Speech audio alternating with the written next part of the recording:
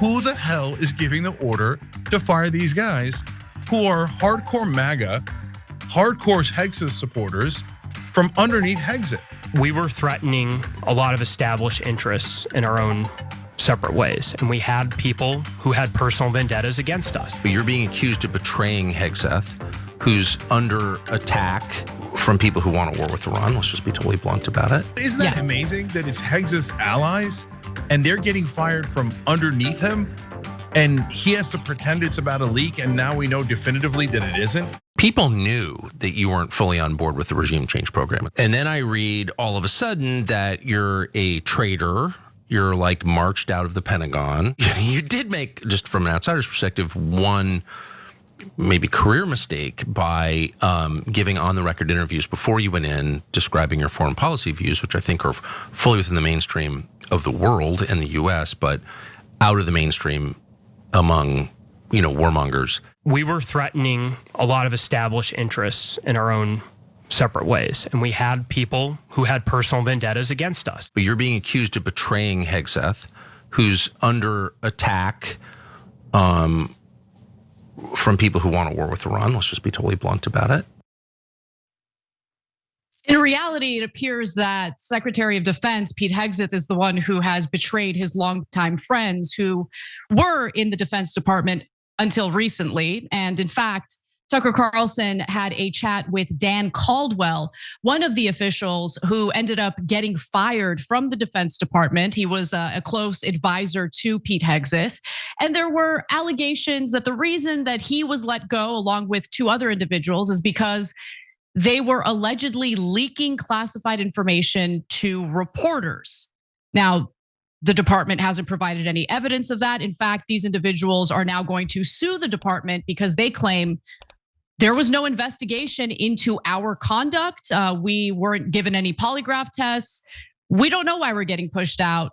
This is wrongful termination. Now, the two others who were fired from the Pentagon jank were Colin Carroll and Darren Selnick. These are two other individuals who say they've never leaked anything to the press. And in fact, they've been very close to Pete Hegseth, huge cheerleaders for the Trump administration. It's just that their opinions on foreign policy seem to differ from what the, war machine military establishment wants and likes. And so we're going to get into some of those details in just a moment. But this was a huge interview that had quite a few revelations that I think the audience will enjoy learning about. Yeah. So this now begins to explain what was the mystery yesterday. And it's not surprising. In fact, I thought we did a pretty good job of sussing out what it might be on yesterday's edition of the Young Turks. Obviously, you can watch it live at 6 o'clock Eastern every day on YouTube. And I'll get the podcast on Spotify, which is where I am today. So what didn't make sense was, why would Pete Hegseth bring in allies that he's had for at least a decade, and then fire them within a couple of months?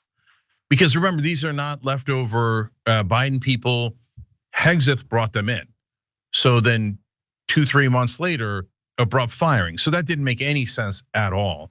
So, and he keeps talking about the deep state. We'll get to that in a second. But wait a minute. How could they be deep state if you brought them in? Are you deep state? So that part doesn't make any sense at all. Now, the fact that there might be something akin to a deep state is beginning to make sense, but it doesn't make sense that the guys who were fired were deep state. It makes a lot more sense that the deep state were the ones who fired him. But isn't that amazing that it's Hegseth's allies and they're getting fired from underneath him, and he has to pretend it's about a leak, and now we know definitively that it isn't? That they didn't offer a polygraph test, they had no evidence, they didn't even take their computers. We know all of this now. So, but yes, there are neocons within the government. And I think this is an enormous story. And yes, we have enormously strange bedfellows. Tucker Carlson and today's Steve Bannon talking about similar things. But you know what? If ever there was a time and a cause to unite the left and the right, it would be this: to stop a war with Iran that the neocons want to drive us into. And let's be honest, to satiate Israel, not this country. So let's talk about the cover story briefly before we get to the meat of this story. So defense officials told Politico last week that the investigation centered around a series of leaks, including the deployments of carriers to the Red Sea, Elon Musk's visit to the Pentagon for a security briefing and the pause of US intelligence to Ukraine. Now, Dan Caldwell, who was a close advisor to Pete Hegseth and was pushed out of the Defense Department recently, insisted that the untold story was that his controversial views had made him a target. And I happen to believe him. I think the story that he tells here is definitely believable. And to really understand why Caldwell believes that he was falsely accused of being a leaker and pushed out of the Trump administration as a result, we have to kind of delve into his foreign policy views, which unfortunately happen to be pretty novel within the Defense Department. Let's take a look. A war with Iran risks being incredibly costly in terms of lives and dollars and instability in the Middle East. The idea that it could become a major war is kind of absent from American news accounts. So the idea is that the United States, probably in partnership with Israel or vice versa, Israel in partnership with the United States, would take out the, I think, 6 Iranian nuclear sites, and that would kind of be the end of it. That it wouldn't become a major war. I mean, I don't think I've ever read any account that suggests it could become a major war, but you're saying it could. Look, when the minute that the bombs or bullets start flying, you can never say with certainty what exactly is going to happen. Yeah. But I think that because of the fact that Iran has been put on its back foot and Iran is weakened, they've had a lot of failures in the region. I think that actually creates an opportunity for more and better diplomacy, but there's some who argue that creates an opportunity for more military action. In fact, if you go back to the New York Times reporting last week about what was thought of as an impending military strike against Iran, which, by the way, Trump actually decided against engaging in. Caldwell is part of a small group of people within the Defense Department, or at least he was a part of a small group of people within the Defense Department, who saw the weakening of Iran as an opportunity to engage in diplomacy and get a nuclear deal, signed, as opposed to engaging in a hot war with Iran. Now, the war machine within the Defense Department very much wants that war. But what was so surprising about that reporting last week, Cenk, was that among the individuals in the Trump administration who were against doing, military strikes along with Israel against Iran were Tulsi Gabbard, which I'm going to give her a lot of credit for, VP JD Vance, going to give him credit for that as well. But included in that group was actually Secretary of Defense Pete Hegseth, who has this like neocon history. So I was actually really surprised to see that he was one of the voices in Trump's ear, discouraging him from going along with what Israel wanted, which was to engage in these, strikes against the nuclear targets in Iran. And so that's making me really rethink the way I perceive some of the stories that are coming out about Pete Hegseth and all these other individuals who have been purged from the Defense Department in recent days. Yeah, so there's something that's a really interesting phenomenon here, and that is not just about this story, but that really goes to the heart of what does a deep state mean? Who, if they exist, who are they, and how do they have this much power? So here's why I say that. So we reported on that story that Anna is referring to last week on the Young Turks, and I said huge credit to Tulsi Gabbard. By the way, huge credit to Donald Trump for not doing the strike against Iran. Israel already pressured him. Netanyahu came to America to pressure him into attacking Iran on behalf of Israel. And we showed you the story where Israel decided, oh, you know what, our planes can't do this attack. So we're gonna order America to do it. And right, and we can't really fully handle the defense. So we're gonna order America to do the defense after we start the war. And so Trump, for now, said, no, great, okay. Hegseth is on the side, it appeared, based on New York Times reporting, of Gabbard and JD Vance saying no to the strike. So then who's firing the guys under Hegseth, who are his allies? Because it doesn't look like Hegseth's firing them.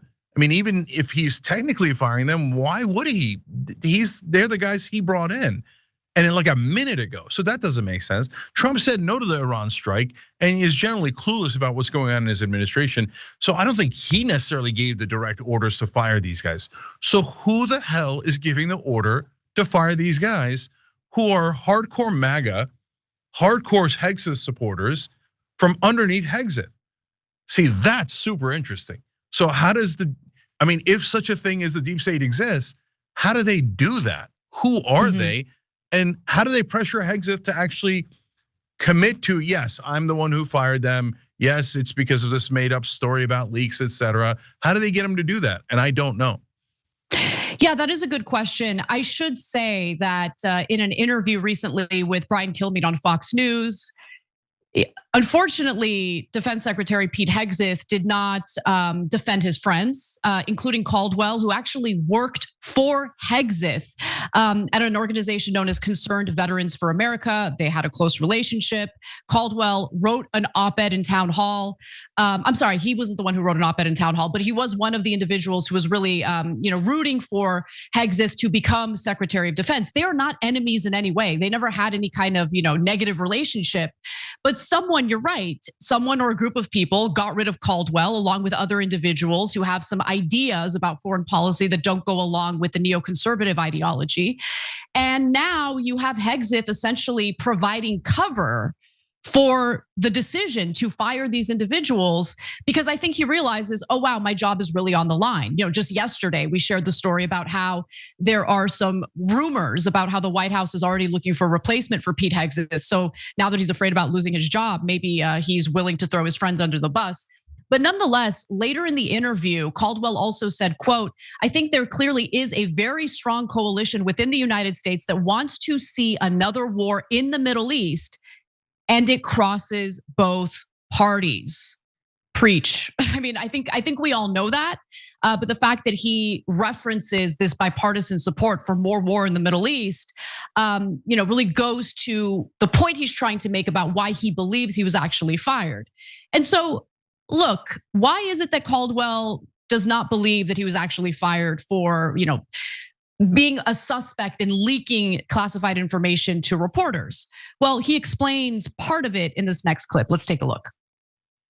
So I just want to be totally direct with you. Did you leak classified information against the wishes of your superiors to media outlets? Absolutely not. Did you photograph classified material and then text pictures of that material to an NBC News reporter? Absolutely not. And I have not spoken to an NBC reporter while at the Pentagon. Do you know what you've been accused of? No, I don't. Sitting here right now, myself and Darren Selnick and Colin Carroll, the other two individuals that were escorted out of the Pentagon, initially placed on leave and then fired on Friday, we have not been told as of this recording, one, is there what we were being investigated for? Two, is there still an investigation? And three, was there even a real investigation? Because there's a lot of evidence that there is not a real investigation.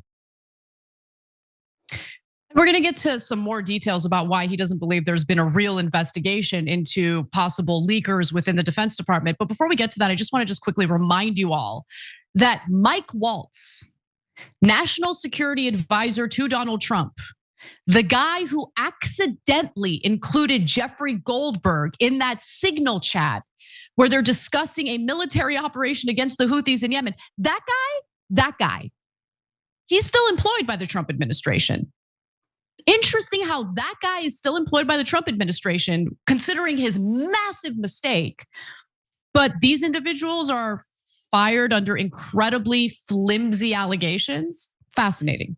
Yeah, Anna, look, this is so interesting because it in a lot of ways unites the right and the left in terms of the actual voters. Because if you're a fan of Hegseth or you're anti-war and you voted for Trump because you thought he's anti-war, well then you don't want these guys fired. This is the anti-war contingent, right? And if you're on the left, I sure hope to God you don't want war just because Trump's president and he hasn't declared one yet. So of course the left is anti-war. So we should all want to get to the bottom of what's going on here. So why is Hegseth firing these guys when it's super obvious that he didn't want to. And this conversation about leaks is ridiculous. They didn't do any investigation at all. And remember, they're not firing lefties; they're firing their own. And to your point, Anna, about the cover story. So wait, let me get this right. There's no investigation of theoretical leaks from the Pentagon, and there's no evidence connecting it to these anti-war guys inside the Pentagon, but they're immediately fired with no evidence and no investigation. But we all know, we saw with our own eyes, we heard it with our own ears, we saw Hegseth and Mike Walls and all those guys in the Signal chat actually leaking national security information, top secret information about how we're going to strike. So if you say there's accountability for leaks, how could there be no accountability for Walls, who set up that group and included a reporter? How could there be no accountability for Hegseth, who's the one who actually gave the coordinates and the timing of the bombing, et cetera? But there's accountability for people who are underneath them with no evidence and no investigation. No, exactly. This has nothing to do with leaks. It has everything to do with whether we're going to war with Iran or not. And by the way, it's not just Israel that wants that war. The military-industrial complex wants that war. They're going to make a literal killing off of that.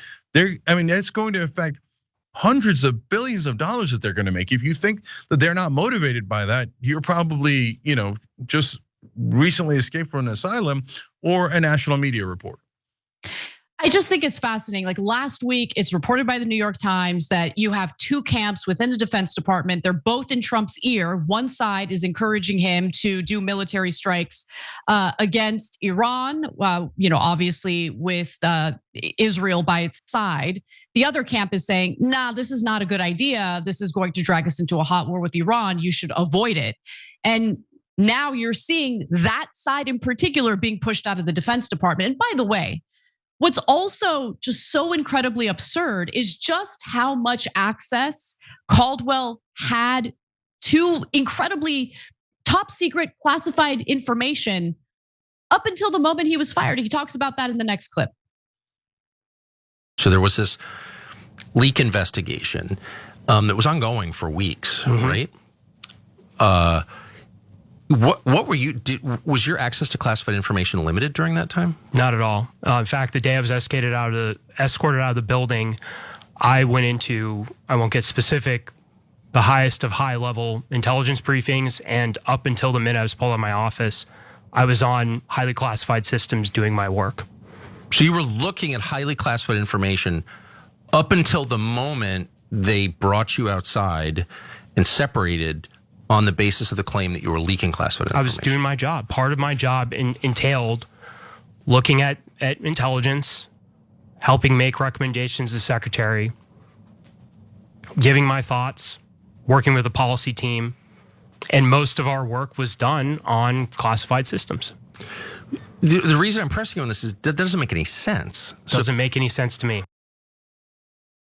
Yeah, it really doesn't make any sense. So if the Defense Department suspected that Caldwell is one of the people who is a liability because they suspect that he's leaking classified information to reporters, why did he have access to highly classified information up until the moment he was fired from the Defense Department? It just doesn't make any sense. And to me, it's becoming clearer and clearer that this cover story is flimsy at best, okay?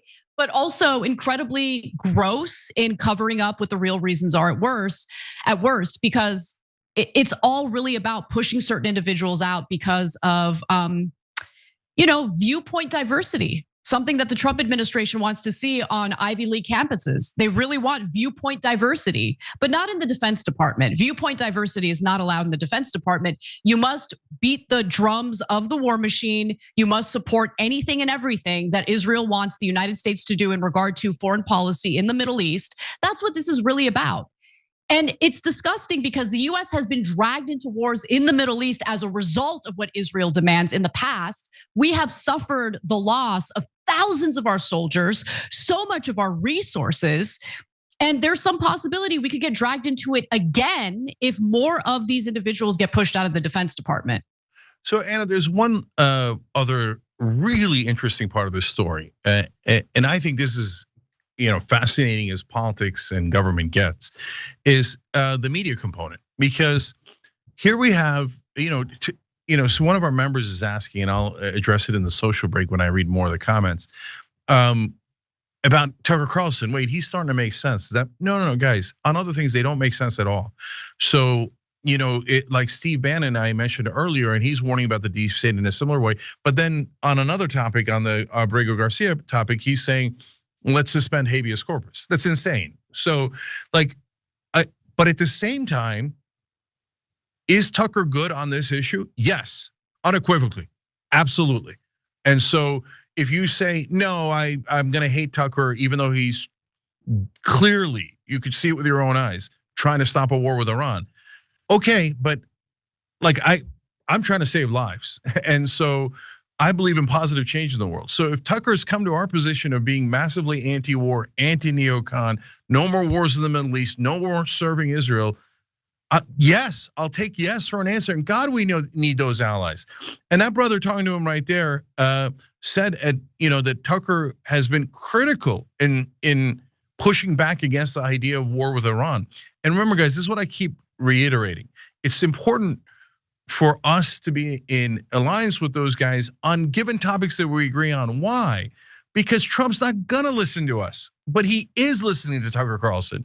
So I would much rather have Tucker Carlson as an ally on this than not have any allies on the right. And so, and it's a great day in America that there's some portions of the right-wing media are changing and going outside of what the Trump talking points are, what the right-wing talking points are, et cetera. So, because now bring it back to mainstream media. Is anyone in mainstream media even talking about this as a war between the neocons and the America First guys within the administration? Because they seem to be having a nonsense conversation. So the Trump's team idea is, they leaked, and without an investigation, we magically knew it was them, and with no evidence, we knew it was them. Okay, so that story is nonsense, right? So, by the way, what are the Democrats saying? Generally speaking, absolutely nothing, because it's beloved Israel, so they've all bowed their heads. But if they're saying anything at all, the pushback is, Hegseth's an idiot and drunk and et cetera, and this is just his incompetence. Nah, that doesn't make any sense at all. I mean, you don't just throw away these friends and colleagues and allies from all this time within 3 months of you getting the job because you're incompetent that doesn't make any sense. No, nobody's that incompetent. So both sides have an official story that is utter horse crap. And is anyone in mainstream media calling them out? No one. So then it's super curious to see if people on the left like us and people on the right like Tucker Carlson can actually rally enough voters to create enough pressure on the Trump administration to push back against Israel's efforts here to drag us into this war. And I don't know the answer to that. I don't know that we have enough power. I don't know that we have enough democracy to be able to do that.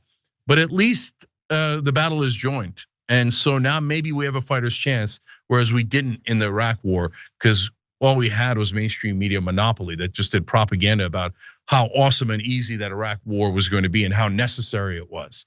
So now we have mainstream media just kind of letting it lie and not sharing the truth with anyone. But folks on both wings have, because of online media and independent media, have begun to realize this game is being played on you. Soon they're going to send your kids to that war and certainly your money to finance that war. I just want to say both things can be true. So the cover story about how these people are being pushed out because they're allegedly leakers is a cover story. It's BS, right? I see that as separate to the issue of Pete Hegseth's incompetence, because his willingness to engage in detailed conversations about military operations on Signal, not just the Signal Gate story that initially broke, but the fact that there was another separate Signal chat that his wife, brother, and lawyer were in on, in which he's also sharing more and more of these, sensitive military operations and details about it. Like, that does show a level of incompetence when it comes to Pete Hegseth. So both things can be true at the same time. But I think that Signalgate, to be honest with you, is being exploited by those who want to push, the anti-war component of the Defense Department out. And I didn't think that Pete Hegseth was part of that group, but considering what the New York Times had reported just last week about how he was in the president's ear, advising him against doing these military strikes against Iran, that makes me think, okay, well, Pete Hegseth has become a bit of a target as well. So he could be a target, but he's also incompetent for the signal gate issues and other issues. So that's my take on that. I want to just end with one final video. Let's go to the last video in this segment because, you know, Caldwell said a lot of really glowing things about Pete Hegseth in the context of this interview with Tucker Carlson. And I just feel really bad about that because of the fact that Pete Hegseth then went on Fox News to say this. Through that leak investigation, unfortunately, we found some folks that we believe were not holding to the protocols that we hold dear here at the Defense Department. Through that investigation, they have been moved on, and that investigation continues. Those folks who were leaking, who have been pushed out of the building, are now attempting to leak and sabotage the president's agenda and what we're doing. And that's unfortunate. It's not what I do. It's not how we operate. And so you've got another allegation being pushed again, not based on how we're operating around here. You believe this came out, they said it was called Team Huddle, because one of the people who work for you, one of the three who no longer are there, leaked this out as a way to get back at you? That's right, Brian. When you dismiss people who you believe are leaking classified information, and again, the investigation is ongoing and that will take time, and when the evidence produced, it will go to DOJ, why would it surprise anybody, Brian, if those very same people keep leaking? I mean, that is some leftist level betrayal. It's pretty incredible. Cenk, back to you. But if they're such leftists, why are they on Tucker Carlson's show? And why is Tucker agreeing with them completely? So, yeah. No, we're at a super interesting moment in American history. Will we be pushed into this war with Iran because of a foreign government? And then if we are, what will be the consequences? At what point do we reach critical mass of enough people getting news from independent media that the rebellion begins? That we say, well, no, we don't want to be occupied anymore. And we don't want to fight these wars for Israel. And I don't care what anybody on cable news says or what any of the incredibly corrupt people in Washington think. I mean, a great interview with Jeffrey Sachs and Andrew Napolitano. I mean, look at these strange bedfellows. But that's good. That's how democracy should be. It should be, hey, we agree on this and we don't agree on that. And Jeffrey Sachs has always been a brilliant scholar. We've totally disagreed with Napolitano in the past. But here we are, we all agree. And Sachs and Napolitano are saying the same thing we are, which is, this is obviously Israel. And they're not hiding it. Israel definitely wants us to attack Iran. Netanyahu says it publicly, and he's now applying incredible pressure. And what form that pressure takes is also super interesting. Why are they getting Hegseth, and how are they getting Hegseth to throw his own allies under the bus? I don't know the answer to that, but if we ever find out, yeah, there's going to come a point where the American people are going to be fairly furious with Israel and how they've controlled our government. But they keep poking the bear, and saying, that's okay. We'll just make the, sucker Americans fight one more war for us.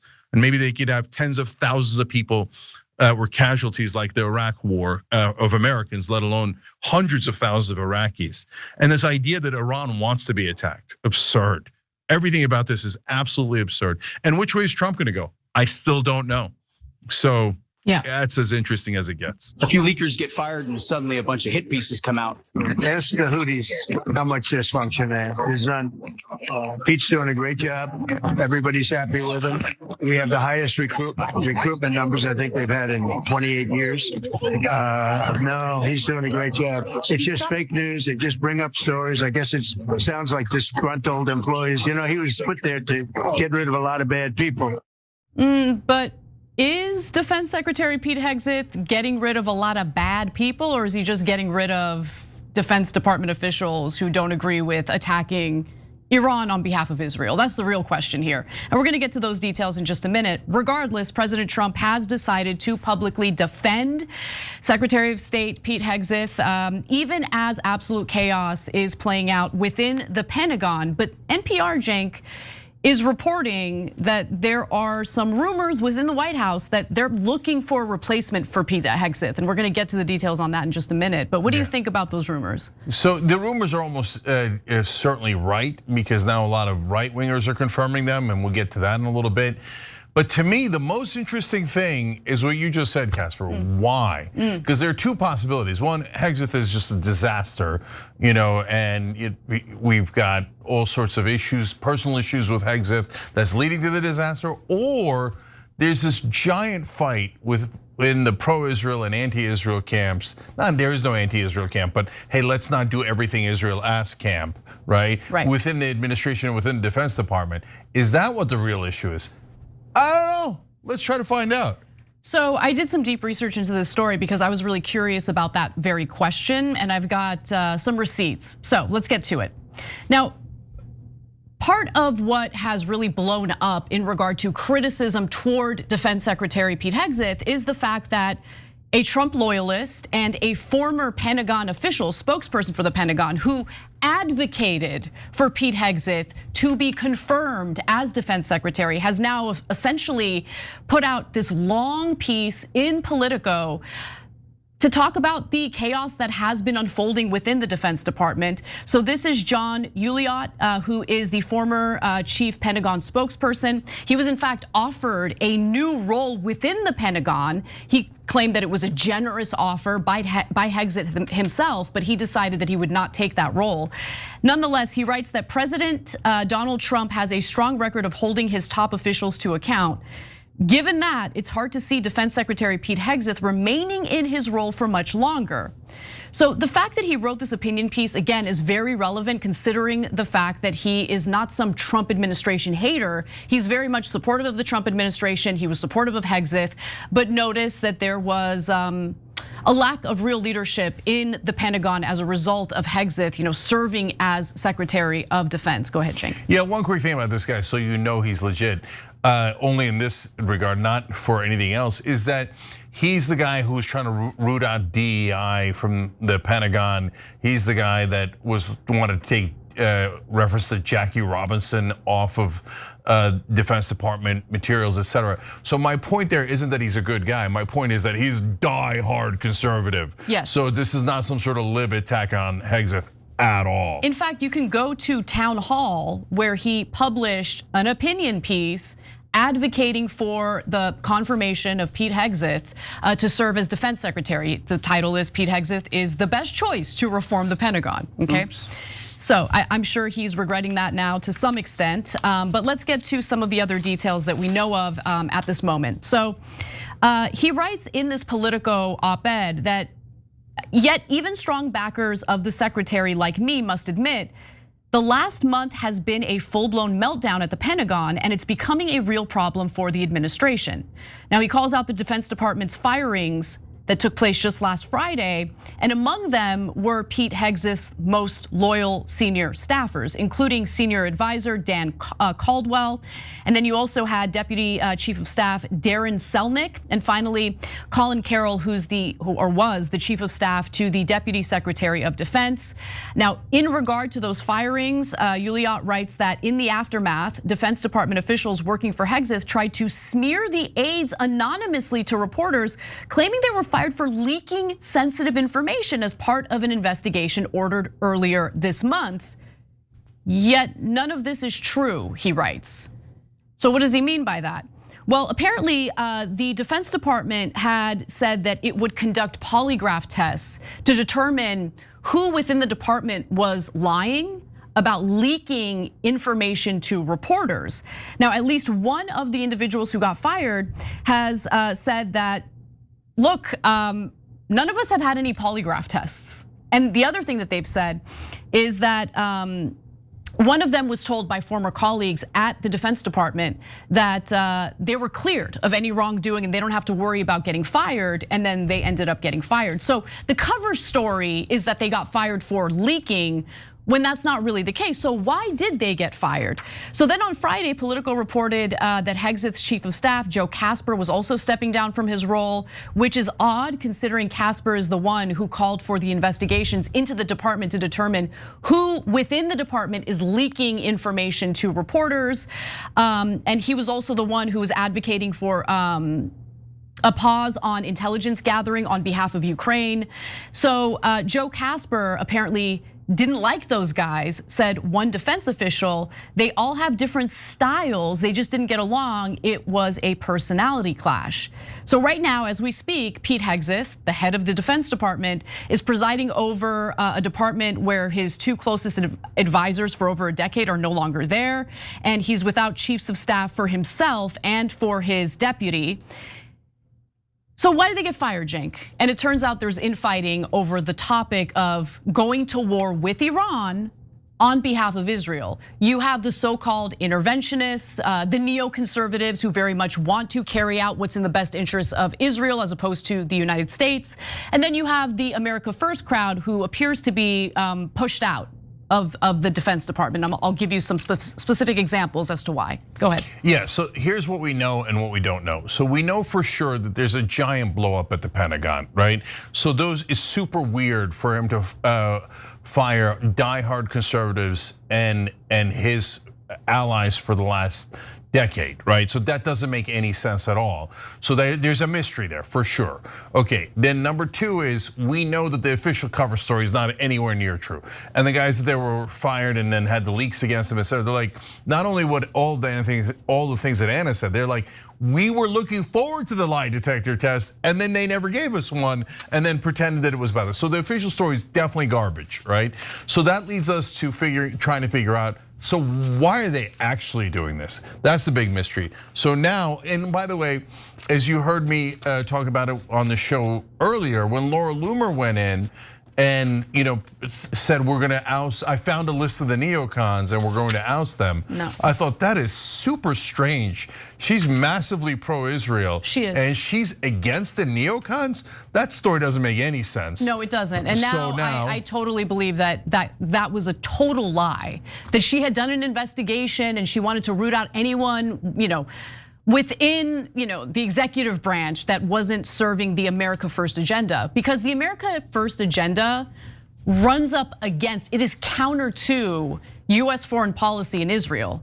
And Laura Loomer loves US foreign policy in regard to Israel. So I just find it hard to believe that she worked to oust individuals who are neocons when her foreign policy preferences happen to align with neocons.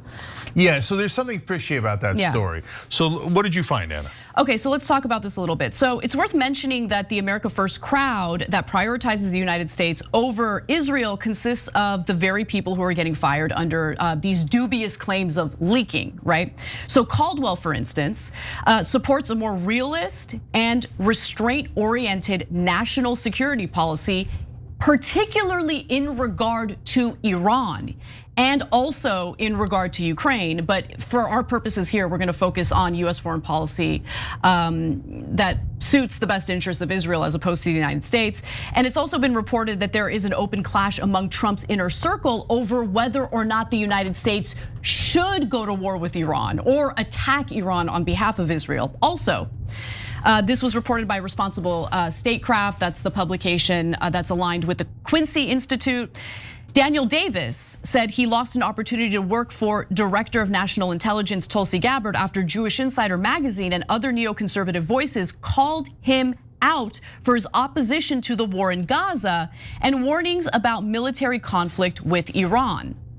And there's some more reporting about this. For instance, we know, and we've been knowing, about how the Israel lobby has been trying to oust Steve Witkoff from Trump's administration. Steve Witkoff, of course, was the individual who pressured Israel to sign a temporary ceasefire deal with Hamas. That kind of fell apart in the end, but there was a temporary halt in the fighting. But Israel didn't like that. They didn't like that pressure. And ever since then, they've been trying to oust Steve Witkoff from the Trump administration. Also, here's a post from Sagar and Jetty, which I think is relevant here. New from me and Ryan Grimm, Mike Waltz put a former Israeli Ministry of Defense employee on the Israel and Iran portfolio in the National Security Council, NSC confirmed her employment and describes her as a patriotic American.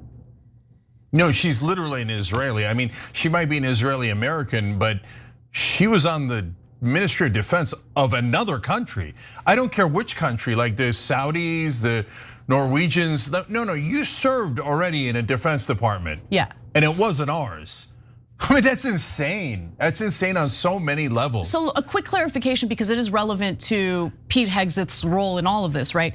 The NSC is not within the Pentagon. NSC is a completely different federal government agency, although it is the federal government agency that is tasked with advising President Trump on foreign policy and national security. Yeah, so thank you for the clarification on the defense. So she was in the Defense Ministry of Israel, yes, right? Yeah. Now in the National Security Council. I don't care. Look, guys, I don't care if they're British. I don't care if they're Canadian. I don't care what other country they're involved in. You can't be on the Defense Ministry of another country and then come and serve in a super important national security role in our country. So calling into the dual loyalties, questioning the dual loyalties of Jewish Americans or Turkish Americans or any other Americans is unacceptable. But this is not just a normal citizen. This is someone who worked for their Defense Department. That's Do crazy. you think she's going to be unbiased when it comes to Israel? I mean, come on, don't be ridiculous. That's insane. It's insane. Right. We never allowed for any other country. So look, I don't know if Pete Hegseth was behind ousting his top advisors, right? People who he has close relations with or relationships with for over a decade. I don't know what's really going on or who's making the decisions to purge individuals within the Defense Department in particular. But to me, it's becoming more and more clear that the pro-Israel side is winning this war and basically succeeding in pushing out the individuals who are like, yeah, maybe we don't go to war with Iran on behalf of a foreign country. That's not going to be in the best interest of the American people or our military. And by the way, speaking of Mike Waltz, remember Mike Waltz was the guy who included Atlantic journalist Jeffrey Goldberg in that Signal chat that got Hegseth into a lot of hot water. Interesting how he hasn't been fired, right? But he's also the guy who has put that former Israeli Ministry of Defense employee, in the NSC. Yeah, so look, there's things we know and don't know, right? So Mike Waltz is neocon, totally in favor of Israel. There's no question about that. And in the beginning of the administration, we told you that Miriam Adelson, one of his top donors, basically asked for a number of neocons to go in the administration, including Marco Rubio, Secretary of State, Mike Waltz at National Security Council, Huckabee, and then Slotnick. Slotnick, they ran into some problems because they didn't want to lose that House seat, right? So, and then Pete Hegseth we had as, historically has been very pro-Israel, more militaristic, et cetera. Yes. But was not as clear as the others, right? So now, to give you a sense, again, this is not about dual loyalties or anything like that. Steve Witkoff is also Jewish American, and so, but Israel's apparently trying to oust him because he's not sufficiently loyal enough to Israel, which bless his heart. I mean, that's you're supposed to be representing us, and he is. So don't ever take it out on our Jewish American brothers and sisters, right? Yeah, I wouldn't even say that he's not sufficiently loyal to Israel. He just wanted to broker a ceasefire deal, and Israel didn't like that. Yeah, and by the way, you're absolutely right. I can make an argument for that is much better for Israel. 100%, right? Yeah. But he's not sufficiently loyal to the lunatics currently running the Israeli government. Exactly. Right, and so I'm gonna add one more piece of data to this, which is that the other day, Mark Levin got appointed to a government post, and I was like, God. Mark Levin? Mark Levin is the most Israel first guy in all of American media. He makes Ben Shapiro look like he's part of the Gaza resistance. And he was furious that we didn't attack Iran, furious whenever we don't do anything that Israel commands. Right. And he got appointed to a Homeland Security Advisory Council. So there's movement here, guys. Yeah. So and remember, just last week, we reported a really piece of good news, which a huge piece of good news, which is that Trump refused Netanyahu's request to bomb Iran. For now. Right, for now. And now that things are not going in the direction that Netanyahu wants, all of a sudden, chairs are getting moved around in the Trump administration, and people that are more likely to say, oh yeah, we should definitely attack Iran are being brought into the room, and the people who are saying, hey, maybe we should serve America first are being moved out of the room. So I want to just go back to this piece that was written by Yuliot, because he, also mentions all of the other foibles that have gone on in the Defense Department under Hegseth leadership. Obviously, there's Signalgate, where they're communicating. Okay, administration officials are communicating about an impending strike on the Houthis in Yemen. But now it turns out, according to a new New York Times piece, Hegseth also shared sensitive details about military operations in Yemen in another Signal chat that included family members, namely his wife, and I believe his brother as well. So, and his lawyer. Which, what are you doing? What are you doing? So that news also led to this fury within the Trump administration about the leaks that have been going on, because that report doesn't happen unless someone leaked it to the New York Times. But nonetheless, the leaks, I think, are less of an issue. What's a bigger issue here is that you have all this influence from a foreign government, leading to personnel decisions within our very own Defense Department, and that's unacceptable. Yeah, and by the way, I mean, the reporting on this has been really miserable, because they're talking about, oh, there is a massive upheaval in the Defense Department.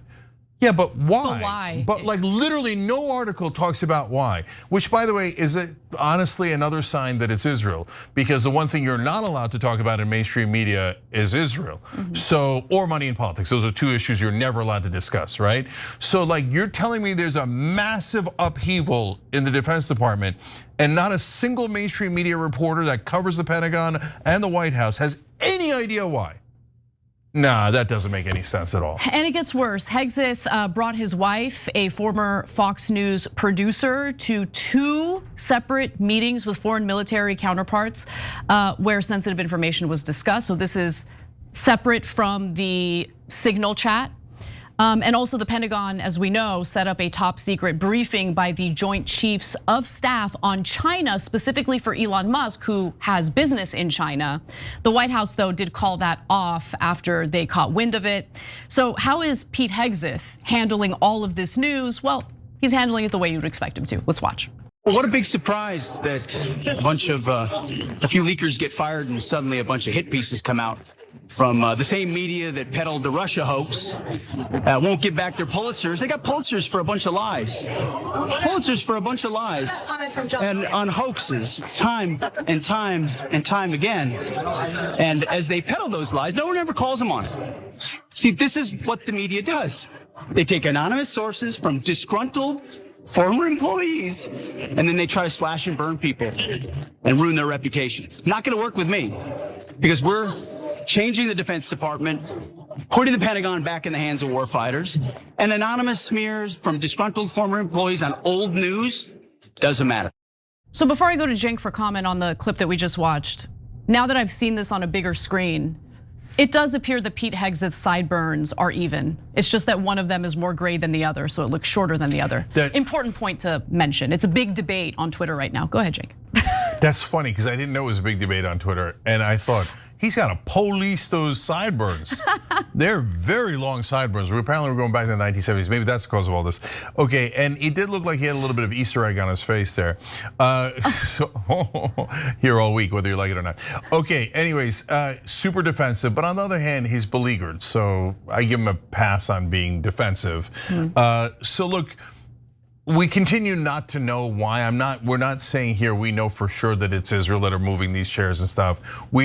But we know that it's not the official reason, and there's that speculation. By the way, there's other speculation. There could be other reasons, right? So some of our members are speculating whether it's whiskey leaks, and I don't know that that's fair. And maybe that's the reason the mainstream media isn't giving a reason, because they heard that, but they don't have enough sources to confirm it. You know what I'm saying? Yeah, can I just, okay. I don't think we should be poking fun at his substance abuse issues. Okay, like I get that. Oh, he's a baddie because he's on the other side of the political aisle.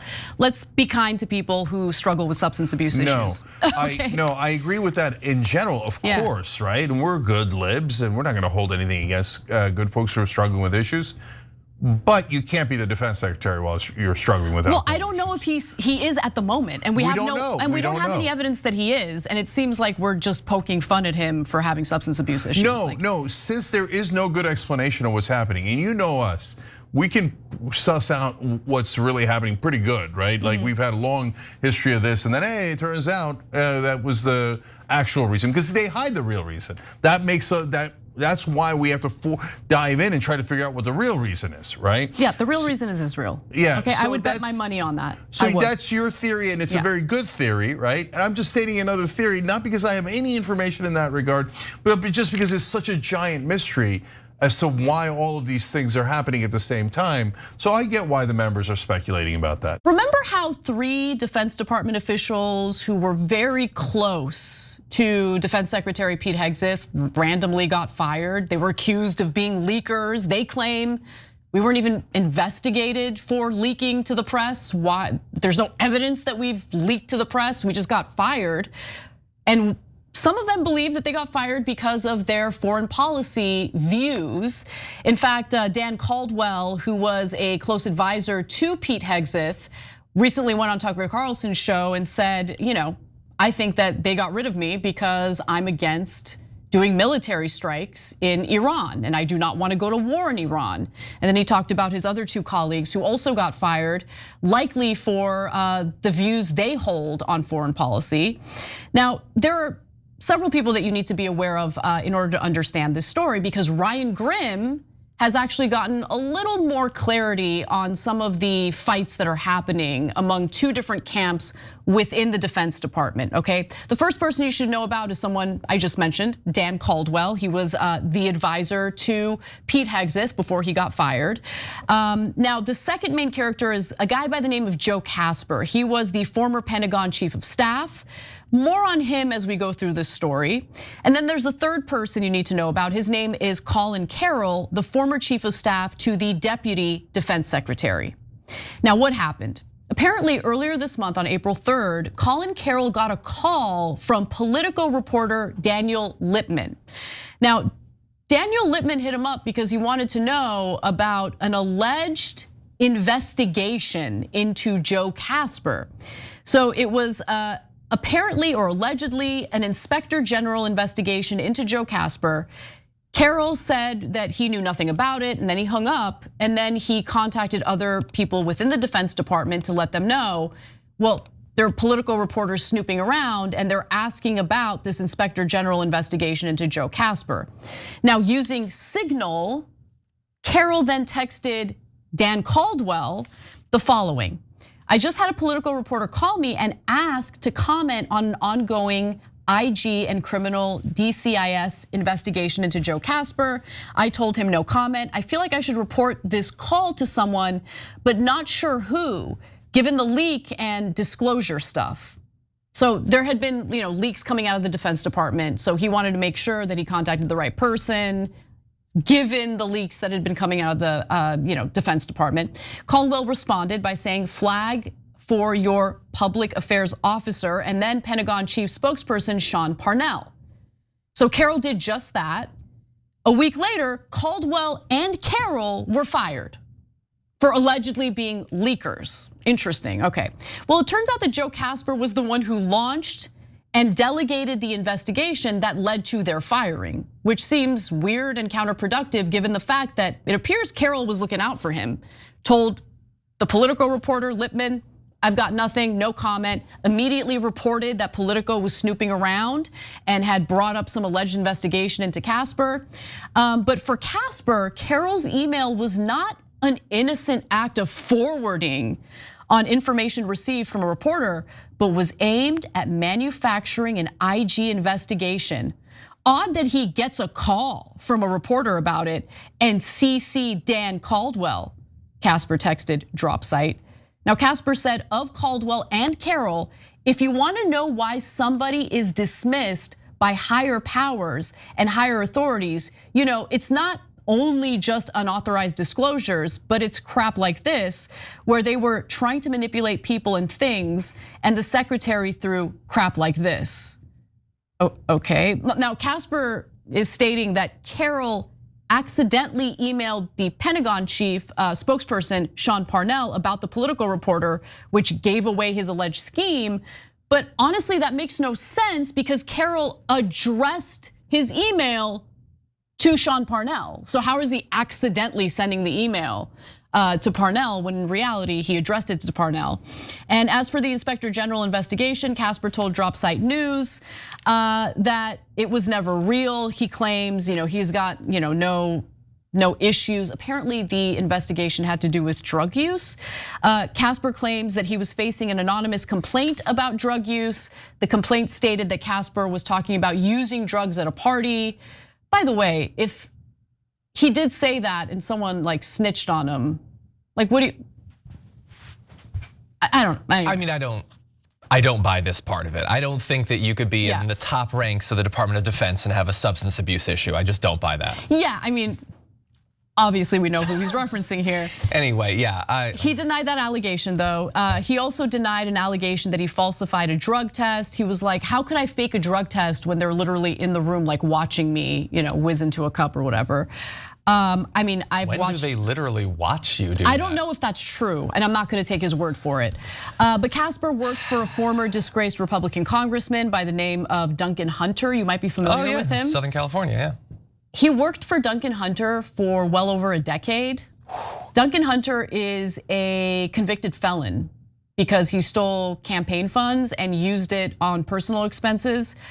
This is a small expense compared to what he had spent his money on overall, but he spent $625 on flights for his pet rabbit. I remembered the rabbit flights, yes. And he was. I think that's nice. Like I think your rabbit needs to travel. It should travel in style. He ended up spending 11 months, or he was sentenced to 11 months in prison. Who knows if he actually served that time in prison fully. And here's how Carroll responded to all of Casper's claims. The story he has concocted is false, and he has used this story to slander myself, Dan Caldwell, and Darren Selnick, both privately as an anonymous defense official and now publicly on the record. He also used this story to have us placed on administrative leave and then terminated for allegations of leaking both this as well as classified sensitive operational information. Both allegations are entirely false. And honestly, I'm inclined to side with Carroll and Dan Caldwell. I actually do think they were ousted from the Defense Department because they're less hungry or thirsty for war compared to other neoconservatives who are unfortunately still within the Defense Department. Casper sounds crazy. Casper sounds like a paranoid, like delusional person. But what do you think? Yeah, this is like coming into this with all the characters and their apparent long-standing issues with each other and the backstabbing, the allegations of backstabbing. I feel like a person dropping into like season 6 of Game of Thrones and just being expected to know what's going on and why that guy just, I assume they're like, I don't know who to trust. I don't know why I would trust any of them. They all seem pretty terrible. I will say that the context that all this is going on in, I agree with you. I think with everything else that the Trump administration has been doing, that Hegseth himself has been doing, the idea that you'd be weeding people out for having nothing to do with their job, but just having politically incorrect views, I totally buy. They've been doing that all over the government. Why wouldn't they do that in this case? They don't accept disagreements, particularly Pete Hegseth, who desperately wants wars. Like we know that. We know from his writing going back years, he's been advocating for wars. Okay, so there's something really interesting happening with Hegseth, and I don't know what to make of it, because in that lengthy New York Times report last week, I was really surprised to read that among those who were discouraging Trump from doing military strikes in Iran was Defense Secretary Pete Hegseth. Now, that might have been because of the influence of advisors like Dan Caldwell. Dan Caldwell is the real deal in regard to not wanting to go to war with Iran. I believe him on that. And he was Hegseth's advisor. And so maybe the neoconservatives within the Defense Department are like, Caldwell's gotta go. Okay, he's turning this neocon into a peacenik. We're not in favor of that. But look, I don't. Hegseth's got deep issues. I actually would not. I think he should be let go. I mean, you want to talk about leakers? You want to talk about leakers? That's what I was going to say. Like, yeah, come on. The idea that in a time of actual leaks from him that he refuses to apologize for, change his behavior, whatever. If he even remembers doing any leaking, he might have been browning out at the time or something. I don't know. But the idea that we should be worried about these anonymous dudes for anonymous leaks that we don't even know what they were. Like, you want to talk about leaking? You're the leaker, dude. We all know that. And I think it's a very convenient cover story, not just in general, but specifically with Donald Trump. Because what does Donald Trump hate more than anything? Leaking. So you just, anybody that you want to get rid of, just say they're a leaker, and it'll seem like the most reasonable thing in the world that you would get rid of them. And so, look, I can't say anything about any of these individual people. I don't know them. I don't have a history with them or whatever. But this is the sort of chaos and mismanagement and incompetence that I expected to see, but I did not expect to see it almost instantaneously in the Department of Defense. Yeah, and they didn't waste any time. Honestly, I actually think that Hegseth's days are numbered within the Defense Department. Because look, publicly Trump has defended him, but privately he's been going around asking people, so what do you think about this Hegseth situation? And there have been some rumors that the administration is already looking for replacements. I don't know. And there are good candidates out there. I mean, it could be Kilmeade, it could be Ducey. Oh it's already great. Mix it up. Put McEnany back in there or something. Ainsley Earhart. I think there's some great people with all the same qualifications Hegseth has. Don't give them any ideas, but honestly, I don't think it even matters. Yeah. I think they probably already have crazy ideas. Yeah. So probably. We'll see what ends up happening ultimately with Hegseth, but so far I'm gonna stick with what my thoughts already were, which is these people probably got pushed out because they don't want to go to war with Iran. And right now there's a lot of pressure for the United States government to sign off on a hot war with Iran. We have to prevent that. Senator John Fetterman has called for us to not only like bomb the nuclear sites in Iran, but to make Iran a wasteland. What the hell? He's a bad guy. He's a really bad guy. Just absolutely no concern for civilian lives whatsoever. He's disgusting. The Secretary of Defense, Pete Hegseth, is a TV guy. Now there's a green room adjacent to the press briefing room. So what Secretary Hegseth did was he asked for it to be modified into more of a makeup studio. Initially, the plan was for it to be about $40,000 or actually higher in renovations. Now, in this kind of period of cost cutting and the era of Doge austerity, that was changed. I don't have a makeup studio or a makeup artist, and I'm on television every single day. Television, this show, like that's so absurd and so hilarious that the defense secretary's like, someone's got to blush me up before my television appearances, duh. Like, as he's, by the way, talking about like the most lethal army and all of that. Like, it's kind of incredible. It really is. He's denying it, by the way. We'll get to his denials in just a minute, but I totally believe the story.